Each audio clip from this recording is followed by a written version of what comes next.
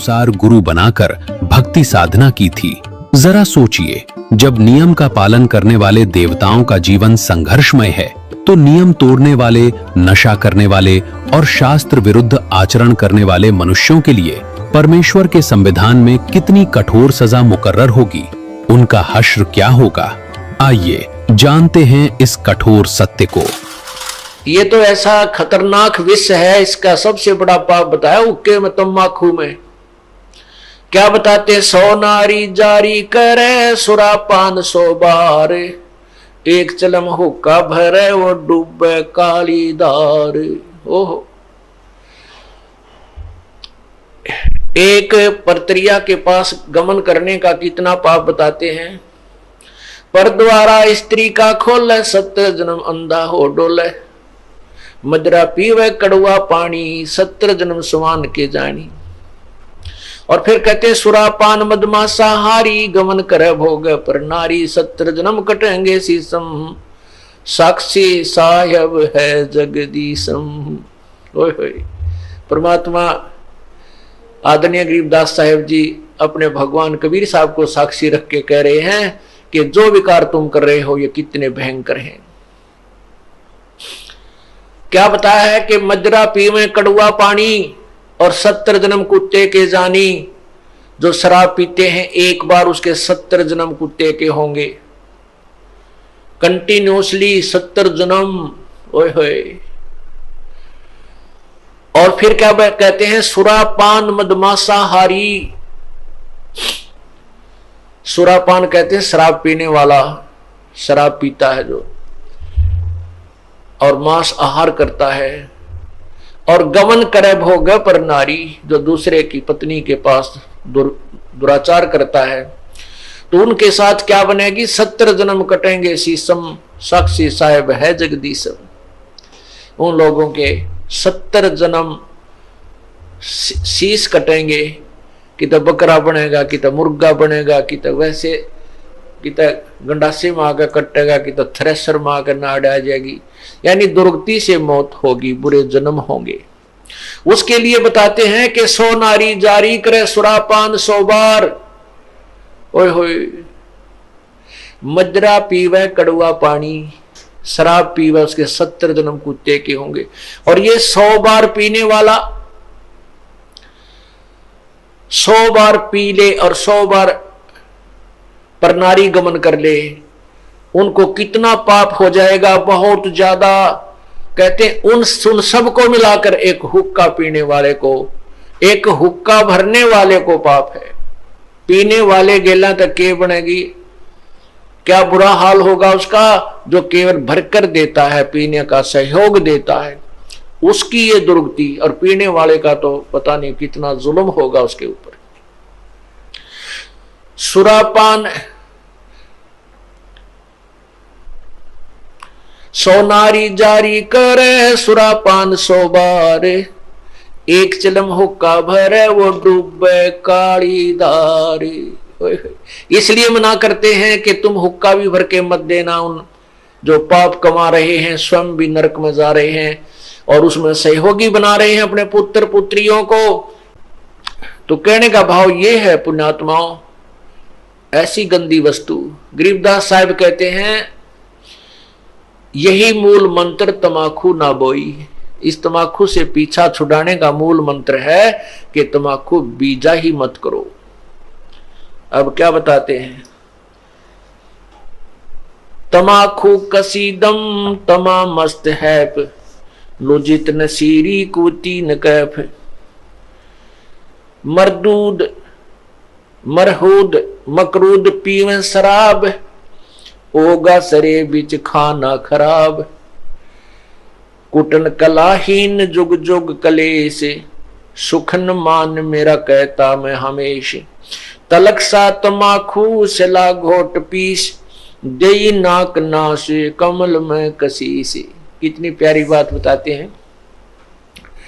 अब इस तमाकू में इतना दोष क्यों बताया,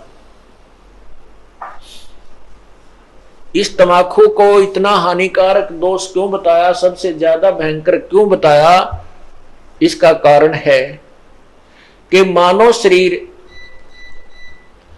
मानव शरीर परमात्मा पाने के लिए ही मिलता है। जो पुण्यात्मा परमात्मा चाहते हैं वो मानव शरीर में ही उसकी तलाश खोज और मेहनत मजदूरी करके उस परमात्मा को पा सकते हैं। अन्य इसमें अगर हम भक्ति नहीं करते हैं, परमात्मा नहीं पाते हैं, तो पशु पक्षियों जैसा जीवन ही जीकर हम चले जाते हैं।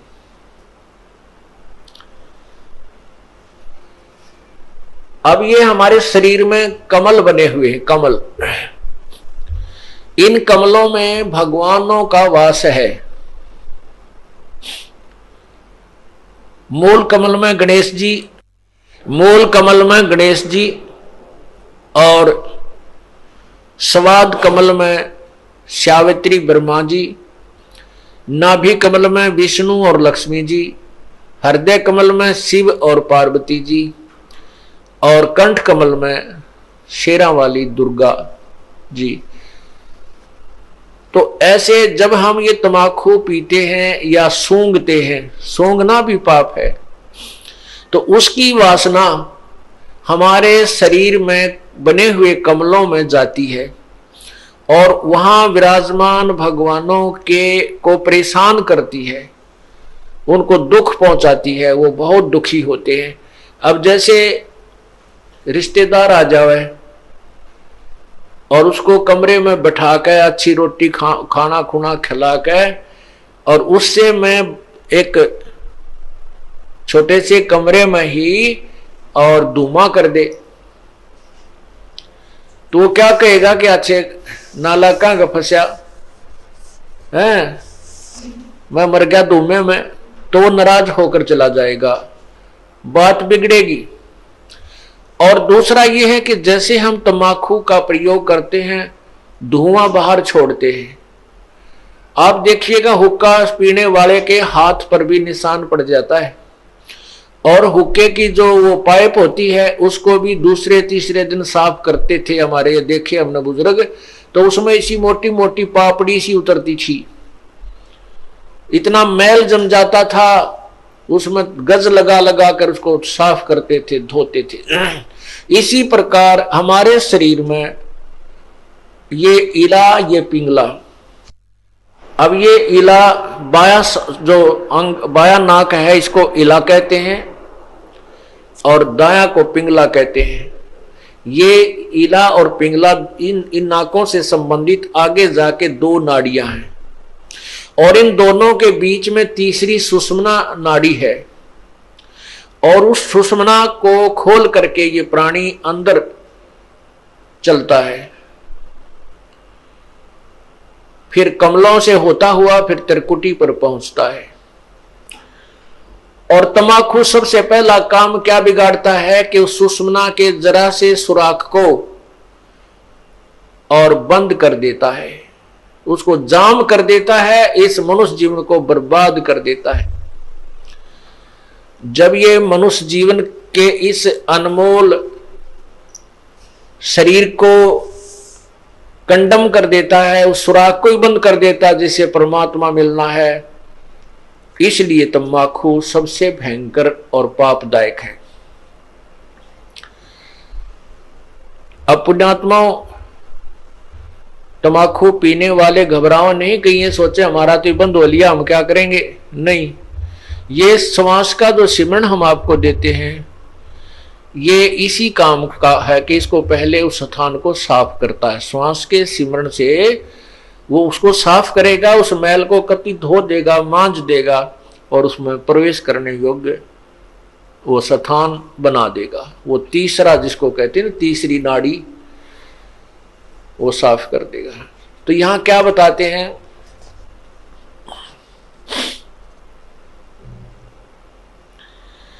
तलक सा तमाकू सिला घोट पीस, दई नाक नासा कमल में कसीस,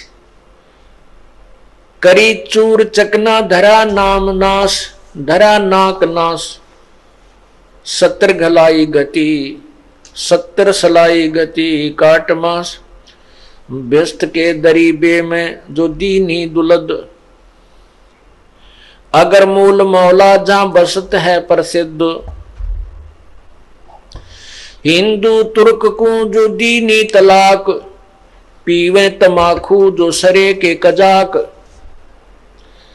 जो तमाकू पान करते हैं, हुक्का पीते हैं या सिगरेट बीड़ी पीते हैं, वो कहते हैं परमात्मा के दोषी हैं, कजाक हैं।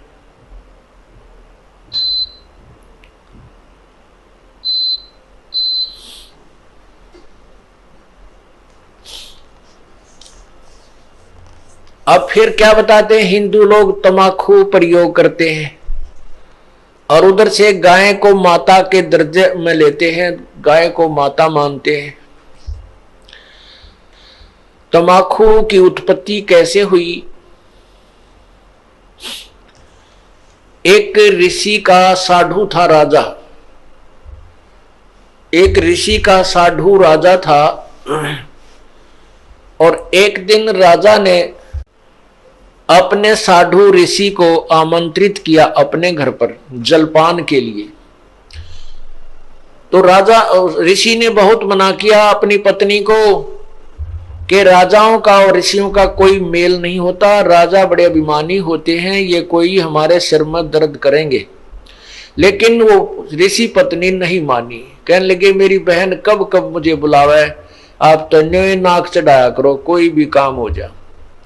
अर्थात ऋषि जी को विवश कर दिया राजा के घर जाने के लिए। अब राजा के घर गए तो राजा ने अपनी जो महिमा बना दिखाने के लिए और ऋषि पत्नी को प्रभावित करने के लिए बहुत अच्छे आहार, मेज पोस मेज का ऊपर काजू किस्मत सेब संतरे नाना प्रकार की सब्जी बनवा के, जलेबी कचौड़ी पकौड़ी दही खीर हलवा सारे व्यंजन लगवा दिए मेज पे। अब आहार किया ऋषि जी ने भी, ऋषि पत्नी ने भी, सब ने मिलकर आहार किया। अब चलते समय ऋषि जी ने कहना पड़ा जी आप भी हमारे यहाँ आइएगा, एक औपचारिकता होती है। तो राजा ने कहा अवश्य आएंगे, कभी समय मिला तो अवश्य आएंगे।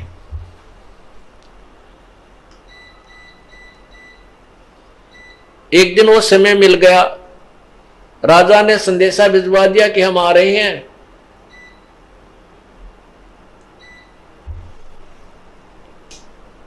अब ऋषि पत्नी चिंतित हुई कि वो तो सचमुच आ रहे हैं और साथ में ये संदेशा भेज दिया कि मेरे साथ हजारों की संख्या में अंगरक्षक होंगे, मेरे सैनिक होंगे। अब राजा चाहता था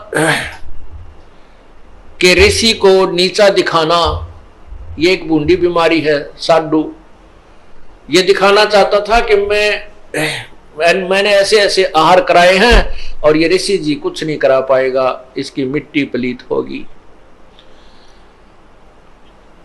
और परमात्मा कहते हैं कबीरा सब जग निर्धना, धनवंता ना कोई, धनवंता सो जानियो जप राम नाम धन होए। अब ऋषि जी के पास अपने तप की कमाई थी, अपनी साधना भजन की कमाई थी। ऋषि जी ने स्वर्ग से कामधेनु गाय वो उधारी ले ली कुछ समय के लिए और उसको अलग से एक टेंट में रखा हुआ था। उधर से राजा अपने हजारों सैनिकों को साथ लेकर पहुंच गया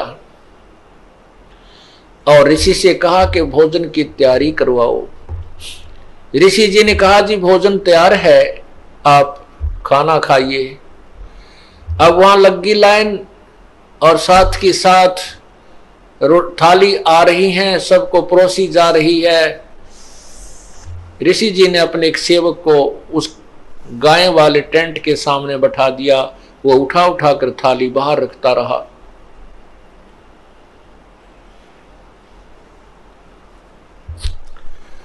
अब जब सब सैनिकों ने खाना खा लिया और ऐसा स्वादिष्ट भोजन उन्होंने कभी नहीं खाया था, तब राजा ने पूछा कि हे ऋषि जी आपके पास ना कहीं कोई भोजन बनाने की व्यवस्था नजर आ रही है, ना किधर को चूल्हा डाल रखा तुमने, ना कोई हलवाई बुला रखा। ये ऐसा भोजन, स्वादिष्ट भोजन कहां से आ रहा है?